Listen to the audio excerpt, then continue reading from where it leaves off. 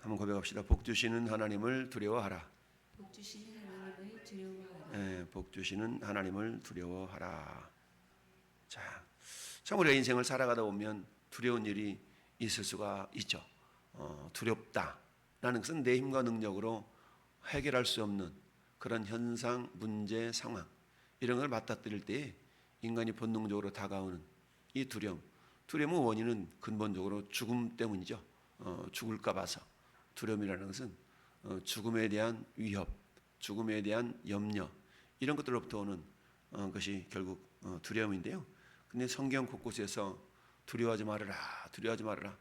마치 우리가 어린아이를 데리고 가다가 막 울고 그러면 걱정 마, 걱정 마. 엄마가 토닥거려 주는 것처럼 하나님도 똑같습니다. 우리가 두려워할 때마다 어때요? 내가 있지 않냐, 내가 있지 않냐. 엄마 여기 있어, 엄마 여기 있어. 아빠 여기 있어, 아빠 여기 있어. 이건 뭐예요? 두려움에 떨고 있는 자녀들을 위로하는 위로의 방식이 그러한 것들이죠. 자, 오늘 함께 읽은 우리 본문을 통하여서 하나님은 복을 주시는 분이다. 그럼에도 불구하고 우리가 21절에 하나님을 두려워해야 된다라고 말씀을 하고 있는데요. 너희가 이 모든 법도를 듣고 지켜 행하면, 가장 먼저 나온 단어가 들으라, 즉 동사 가운데 들으라, 지켜라, 행하라 라고 말씀하고 있죠. 결국 계시록 1장 3절의 말씀처럼 이 예언의 말씀을 읽는 자, 듣는 자, 그 가운데 지켜 행하는 자가 복이 있다라는 말씀이 있죠. 결국 말씀을 듣는다라는 이야기는 그 전자가 뭡니까? 누군가가 읽는 자가 있다라는 이야기죠. 물론 이 당시에는 모든 사람이 성경을 읽을 수 있는 그런 시대가 아니었죠. 모세를 통해서 하나님은 말씀하시고 그 모세가 백성들에게 대언하는 그런 역할을 했던 것입니다. 그러다 보니까 이 모든 법도를 듣고, 왜 모세가 지금 말하고 있으니까 듣고, 그 다음에 듣는 데서 그치는 것이 아니라 뭐라? 지켜 행하라 라는 얘기예요. 지키라, 샤마르, 행하라, 아싸, 행한다는 얘기는, 아싸라는 단어는 뭔가 이루어간다라는 것이거든요. 이루어간다, 성취해 나간다, 이게 행한다라는 의미입니다. 그러니까 우리가 보통 그러잖아요. 우리가 근무 시간에 회사에 목표가 있어가지고 어떤 일을 맡겨주면 8시간 해내는데 일을 해내지 못하는 사람이 있고, 또 4시간, 5시간 만에 일을 해내는 사람이 있고 그러죠. 근데 정작 본인들은 일을 했다라고 말할 수가 있어요. 근데 회사 입장에서 본다 그러면 일을 해낸 사람이 일을 한 것이고 열심히 시간만 보낸 것은 일을 했다라고 말하기는 좀 부족하죠. 그와 마찬가지로 듣고 지켜 행하라, 지켜 행한다, 듣고 지켜 행한다. 지킨다는 단어와 행한다는 단어가 같이 있는데요. 지킨다는 말은 샤마르라는 단어고요. 행한다는 말은 아싸, 이건 뭔가 좀 성취해 나간다, 만들어 간다, 이런 의미가 있는 겁니다. 그러니까 내가 말씀을 지켜 행한다라는 얘기는 어때요? 내가 말씀을 듣고 순종함으로 뭔가 변화가 나타나도록 하는, 변화가 나타나는, 이걸 지켜 행한다라고 우리가 볼 수가 있는 겁니다. 오늘날에도 우리가 말씀을 좀 듣죠. 듣고 지켜 행한다는 건 뭡니까? 적들을 두려워하지 말고, 현상을 두려워하지 말고 진정으로 두려워야 될 부분은 하나님이다. 그러면 우리가 내 삶 속에 오늘 말씀을 듣고 하루의 삶이 어때요? 정말 내가 하나님을 두려워하는 삶을 살고 있는가? 라는 것을 이렇게 하루가 지나고 나서 돌아보면 여러분들이 내가 설교를 제대로 들었구나 라고 말할 수가 있는 것이죠. 자, 듣고 지켜 행하면 내 하나님 여호와께서 내 조상들에게 맹세하신 언약을 지켜 내게 인애를 베풀 것이라. 즉 하나님의 축복과 하나님의 사랑이라는 것은 무조건적인 것이 아니라 그랬죠. 하나님의 축복과 사랑은 조건적이다 라고 말씀했어요. 물론 우리를 구원하시면 어떻습니까? 우리가 아직 죄인 되었을 때에, 여러분 이스라엘 백성들을 저 이집트 땅에서 건져내실 때 뭔 조건이 있었나요? 조건이 없었어요. 그냥 하나님의 은혜, 하나님의 사랑 때문에 이스라엘 백성들을 건져주셨죠. 그러니까 우리가 구원받은 것을 은혜라고 표현하잖아요. 너희가 그 은혜를 인하여, 허물과 죄로 죽었던 우리가 은혜로 구원을 받았지 않습니까? 그렇다면 은혜로 구원받은 그 이후에 모든 삶은, 모든 삶 역시도 마찬가지, 우리가 뒤돌아보면 모든 것이 은혜이지만 그러나 그 은혜의 임에는 어때요? 항상 우리가 순종이라는 단어가 동반되어 되어질 때 은혜가 되더라라는 얘기입니다. 여러분, 세상 사람들한테 제가 그런 가끔 얘기를 하는데 어떤 분이 그런 질문을 했어요. 올해가 몇 년이죠? 그랬더니 올해가 2025년이죠. 그래서 내가 그랬어요. 근데 왜 2025년인지 아세요? 그랬더니 그냥 2025년이니까 2025년이죠. 이렇게 대답을 하고, 그 가운데는 캐톨릭 신자가 있었고요. 그다음 그 가운데는 안 믿는 사람이 있었어요. 그 두 사람은 내가 질문 던졌더니 그 사람은 내가 목사인 줄 아는데 이 목사님 또 무슨 또 의도를 가지고 이렇게 말씀하시나 그렇게 물어봤더니 모르는 거예요. 보통 우리가 기원전 몇 년 그러지 않냐? 그렇대요. 그러면 기원이 뭔지 아냐? 기원. 바둑두는 기원 말고 기원이 뭐냐? 그거 모르더라고. 사람들은 그저 올해가 2024년 지금 벌써 9월이야? 이것만 생각하지 왜 2025년 9월이 된지 이걸 모르죠. 그 근본을 모른다는 얘기입니다. 결국 2025년이라는 것은 왜 그래요? 예수님이 이 땅에 오신 지가 2025년이 되었다. 그리고 기원전, 보통 AD와 BC와 AD를 나누는데 BC가 뭐냐? 뭐 생각하지 않는 사람은 BC 그러죠. BC 카드? BC 카드 말고 Before Christ, 기원전이라는 말. 그 기원이라는 말은 예수께서 이 땅에 오시기 이전의 역사를 기원전이라고 표현하고 있다. 역사라는 단어가 영어로 뭐냐? 히스토리. 그렇죠, 히스토리. 근데 히스토리라는 단어는 두 개의 단어가 합쳐진 합성어다. 그래요? 어떻게 합쳐졌는데 히스 스토리가 합쳐진 단어가 히스토리다. 그의 이야기. 그러면 그가 누군지 아냐? 예수님이다. 성경에 보면 요한복음 5장 39절에 너희가 성경에서 영생이 있는 줄 알고 상고하는데 성경은 내 이야기야 라고 기록되어 있다 라고 그렇게 쭉 얘기하면서 결국 예수 그리스도가 이 땅에 구주로 오심을 이렇게 얘기했는데도 불구하고 받아들이지 않고 그렇더라고요. 그래서 그게 믿어졌더라면 모든 사람이 다 예수 믿었겠지. 그래서 그랬죠. 믿음은 모든 사람의 것이 아니다라고 그랬죠. 믿음은. 따라서 우리가 이 자리에 있는 것 자체는, 믿고 이 자리에 있다는 것 자체는 엄청난 내가 축복의 사람이다라는 사실입니다. 자, 그래서 하나님께서는 이 법도를 듣고 지켜 행한다. 가장 기본이 듣는 거예요. 듣는 거. 듣는 거 있습니다. 무엇을 들을까 조심하라. 무엇을 말할까 조심하라. 들어야 되거든요. 들으면 어때요? 그것이 우리의 마음의 의식 속에서 의식 체계를 이루어가면서 어떻게 말할 것인가가 나오게 되죠. 따라서 믿음은 들으면서 나면 들으면 그리스도의 말씀으로 말미암느니라 라고 말씀하고 있습니다. 자, 하나님께서는 우리에게 13절 말씀에 사랑하시고 복을 주신다. 사랑하시고 복을 주신다. 12절 하반절에도 내게 인애를 베푸실 것이라. 인애, 사랑, 뭐 거의 비슷한 단어죠. 인애를 베푸시고 사랑을 주시고 복을 주사. 하나님께서는 인애를 주시고 사랑을 주시고 복을 주시고 번성하게 해주시고 하나님 계속 주시는 분이에요. 주시는 분. 그렇지 않습니까? 근데 이 모든 주시는 것들의 전제가 뭐냐? 그래, 내가 모든 걸 너한테 줄게. 너는 한 가지만 나한테. 그 한 가지 뭔데? 나를 사랑해줘. 이런 것이죠. 나를 사랑해줘 라는 거 아니겠습니까? 그래서 너를 사랑하고 복을 주고 인애를 베푼데 너를 번성하게 하시되 내게 주리라고 내 조상들에게 맹세하신 땅에서 내 소생에게 은혜를 베푸시며 복을 주신다. 복. 원래 복이라는 단어가 바라크라는 단어인데요. 이 복 주신다는 얘기죠. 그래서 13절에 있는 복 주시고 은혜 베푸시고 14절에 내가 복을 받음이 만면보다 더하고 이렇게 쭉 말씀하십니다. 그리고 내가 너한테 복 주시는 그 복의 내용은 저 이집트 땅에서 걸렸던 질병이 하나도 내게 걸리지 않도록 하고 그 질병은 다른 사람들한테 걸리게 할게. 야, 이 정확한 하나님이 복 주심을 말씀하고 있어요.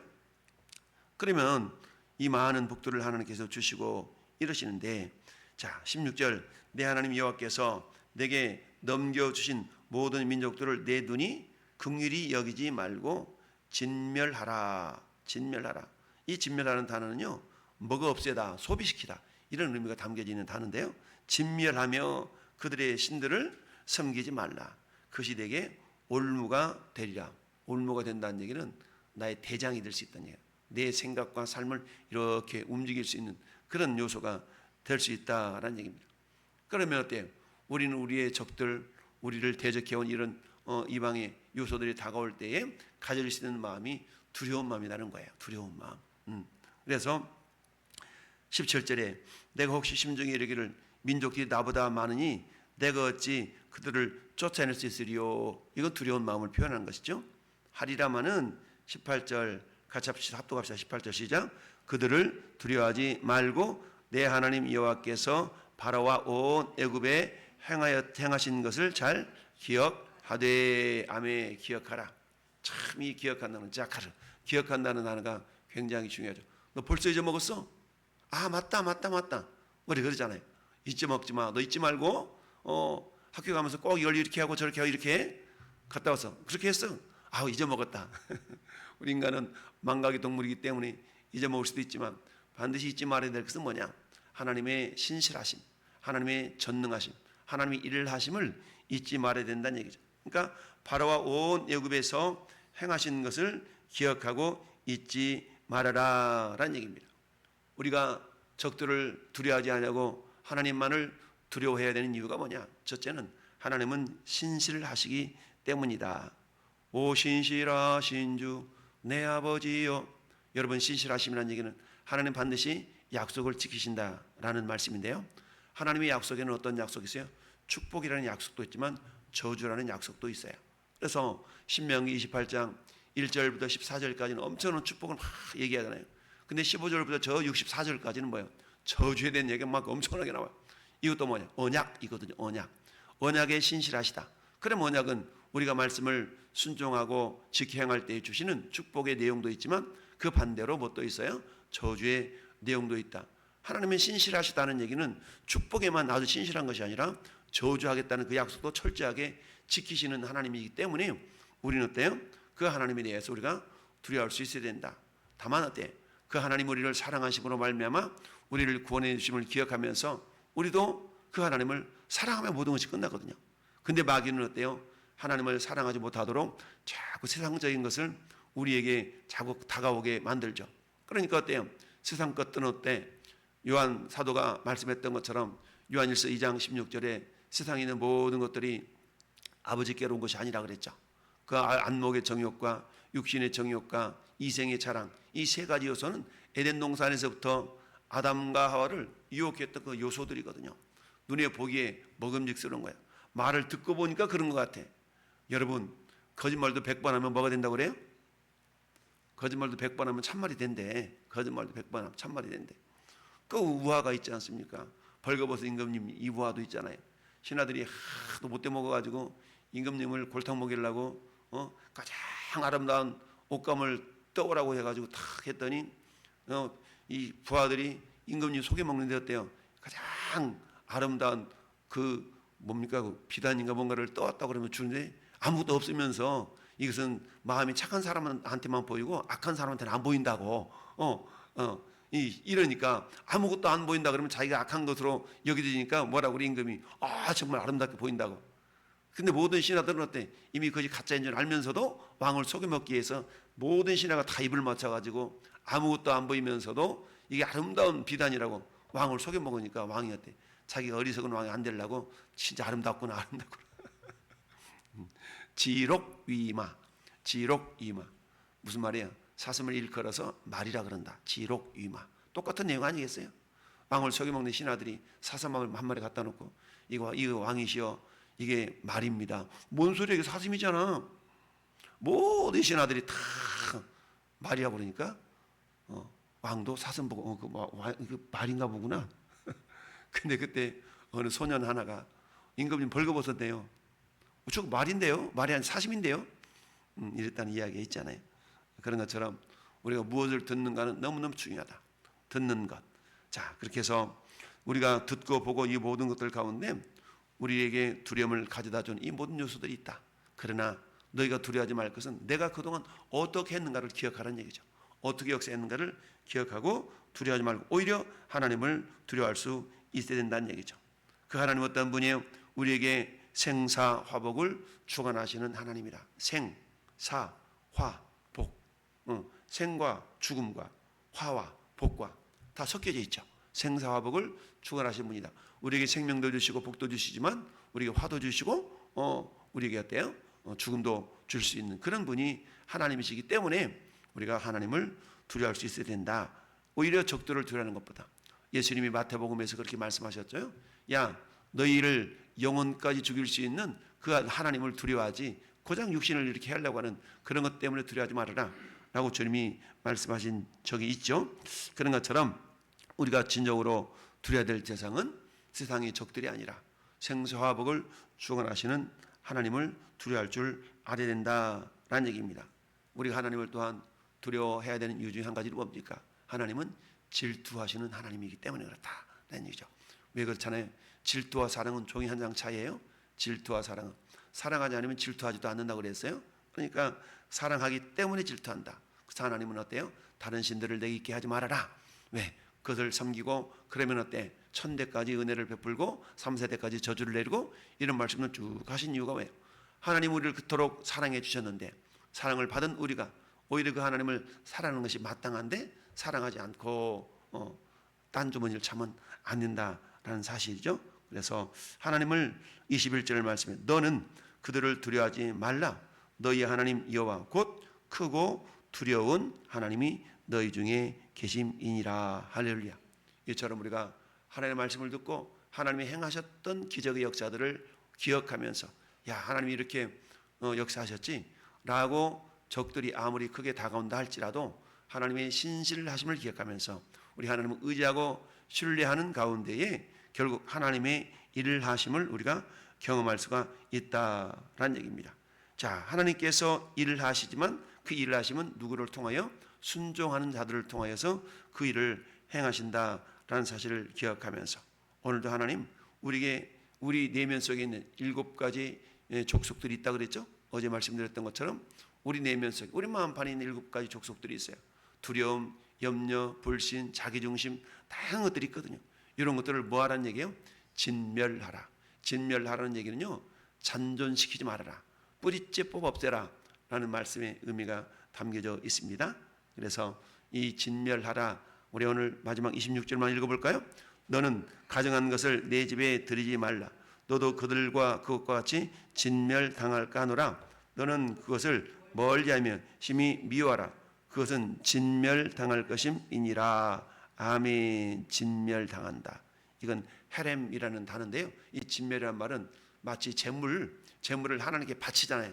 바쳐진 재물은 어때요? 모든 걸 죽임당하고 각을 뜨고 불을 태워주고 이런 의미가 있잖아요. 그런 의미가 있는 단어가 이 진멸이라는 단어예요. 그래서 우리 내면 속에 있는 그 7가지의 족속들, 지파들, 족속들로 말미암는 우리의 믿음을 방해하고 하나님을 사랑하는 것들을 방해하는 모든 요소들을 우리가 진멸하고 온전히 주님만을 사랑하고 섬기고 순종하여서 우리 주님 우리에게 주시는 오늘 다양한 복들을, 은혜들을 받아 누리는 복된 인생이 되기를 예수님의 이름으로 축원합니다. 아멘.